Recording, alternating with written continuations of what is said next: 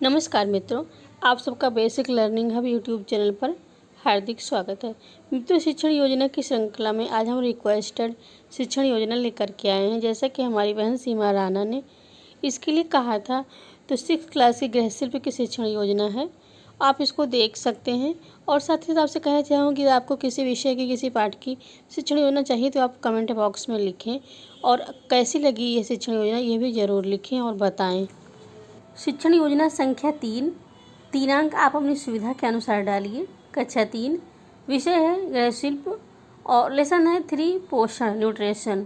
कालांश यानी कि पीरियड, किस पीरियड में आप इसको पढ़ा रहे हैं आप अपनी सुविधा के अनुसार जिस पीरियड में आप पढ़ाएं उसको आप डाल सकते हैं यहाँ उसकी संख्या।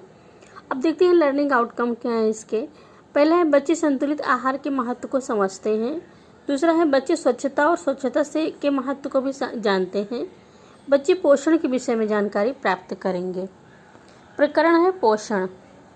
अब देखिए इसके लिए सीखने सिखाने की सामग्री यानी जो टीचिंग लर्निंग मटेरियल है TLM कौन कौन सा आप यूज कर सकते हैं। दीक्षा ऐप पर उपलब्ध सामग्री, पाठ से संबंधित विविध प्रकार के चार्ट पेपर भी होते हैं, उनको आप यूज करें। पाठ्य पुस्तक, चॉक, डस्टर आदि। फिर आगे बढ़ते हुए शिक्षण अधिगम प्रक्रियाएँ। और शिक्षण अधिगम प्रक्रिया में 3 चरण होते हैं। पहला चरण होता है शिक्षण का आरंभ, दूसरा शिक्षण के मध्य और तीसरा होता है शिक्षण के अंत में। इनका भी विभाजन किया जाता है। तो इसमें आप 4 कॉलम खींच सकते हैं। पहला होगा क्रम संख्या का, दूसरा होगा शिक्षण के चरण का और तीसरा समय, चौथा आकलन का तरीका। तो क्रम संख्या में आप चाहे 1, 2, 3 डालें, चाहे क, ख, ग डालें। फिर आता है शिक्षण के चरण। तो पहला चरण होता है शिक्षण का आरंभ और इसके लिए समय होता है 5 मिनट।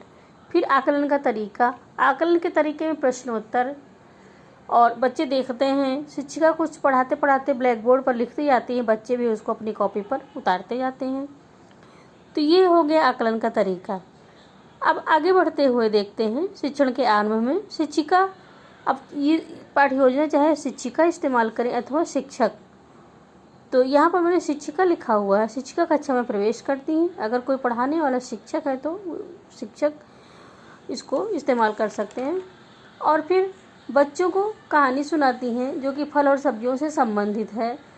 जैसे कि बाज़ार में फल और सब्जियों की बाज़ार सजी थी, दुकान लगी हुई थी। उसी समय गाजर उठकर पालक से बोला कि देखो मैं बहुत काम का हूँ, जो भी मुझे खाता है उसकी आँख की रोशनी बढ़ जाती है, मैं बहुत ही काम का हूँ। अब मेरे अंदर जैसे कौन सा तत्व है, किस गुण की वजह से ऐसा होता है। अब जो बच्चे जानते हैं वो तुरंत जवाब देंगे। अगर बच्चे नहीं बता पाते हैं तो शिक्षिका अथवा शिक्षक बताएंगे कि विटामिन A की प्रचुर मात्रा होती है गाजर में।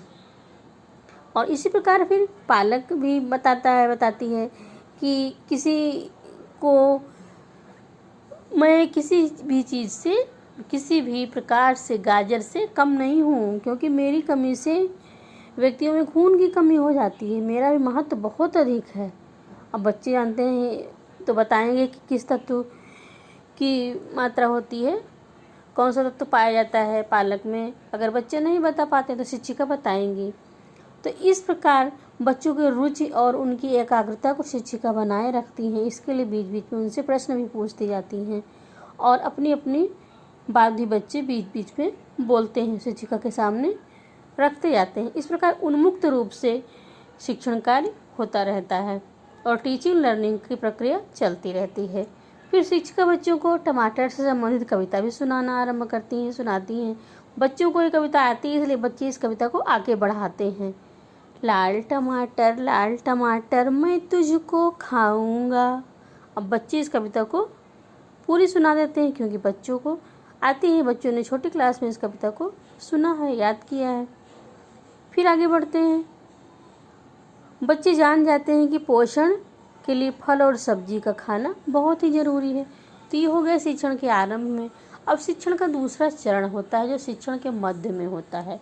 इसके लिए 25 मिनट का समय रख लीजिए। और बच्चों आकलन के तरीके में तो बस वही बच्चों को उत्तर देना है, शिक्षिका प्रश्न पूछती जाएंगी और बच्चे बीच बीच में कोई गतिविधि भी के द्वारा उसको बताते जाएंगे। शिक्षिका कुछ गतिविधि भी कराती जाएंगी फल और सब्जियों से संबंधित। तो ये सब चीज़ आगे बढ़ती रहती है। शिक्षिका बच्चों से कहती हैं कि हम सब पोषण पाठ का अध्ययन करेंगे। शिक्षिका पाठ का वाचन करती हैं और बच्चों को भी पाठ का वाचन करवाती हैं।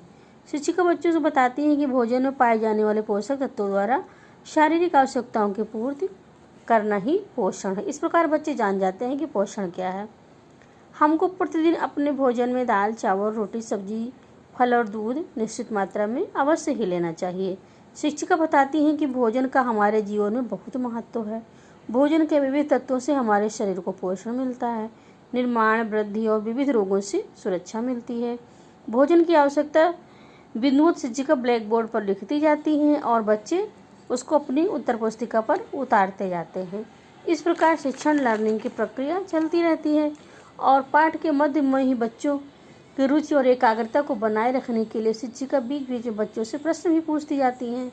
जैसे शिक्षिका पूछती हैं कि पकाकर खाने योग्य कौन सी वस्तुएं हैं, तो बच्चे बताते हैं पूरी को जिसे पकाकर खाते हैं, या कुछ भी बच्चे उत्तर दे सकते हैं अपनी जानकारी के हिसाब से। फिर भोजन को पकाकर खाने क्यों खाया जाता है, ये प्रश्न पूछ सकती हैं शिक्षिका। बच्चे इसका भी जवाब देते हैं, जो उनकी समझ में आता है उतना बताते हैं और शिक्षिका उनके पूर्व ज्ञान का परीक्षण करके फिर उनके ज्ञान को बढ़ाती हैं। शिक्षिका बच्चों को बताती हैं कि भोजन को पकाने से पहले कौन कौन सी बातों का ध्यान रखना चाहिए और बच्चे इस बात का उत्तर देते हैं।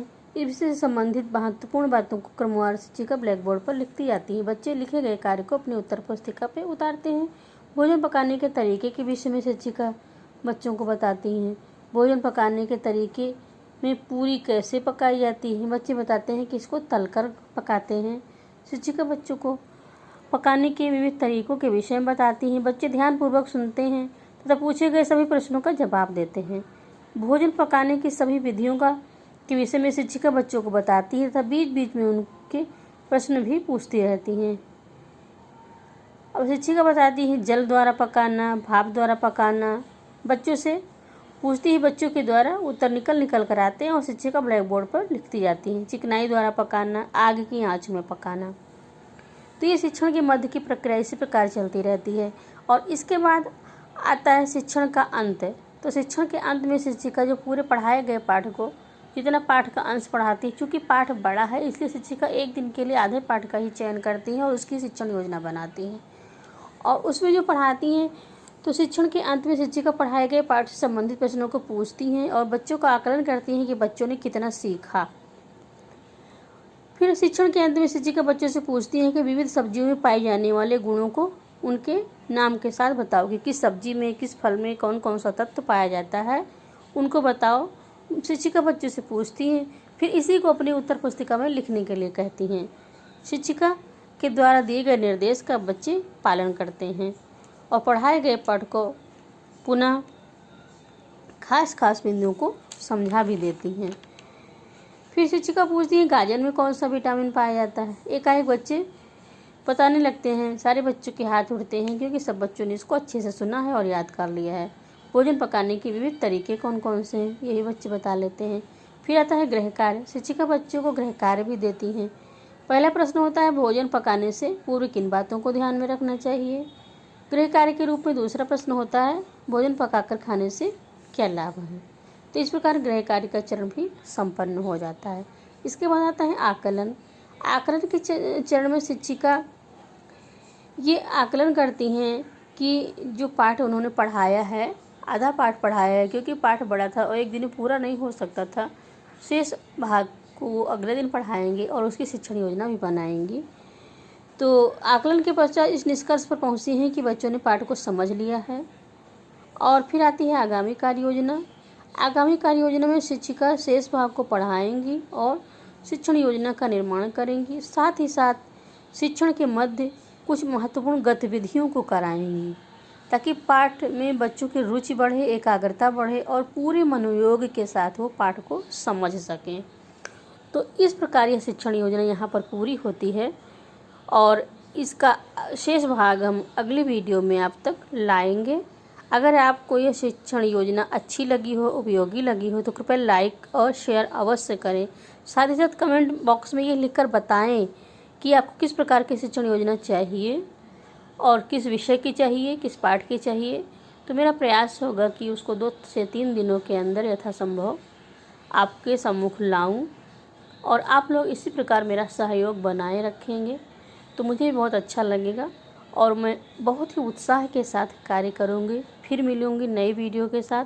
तब तक के लिए नमस्कार मित्रों।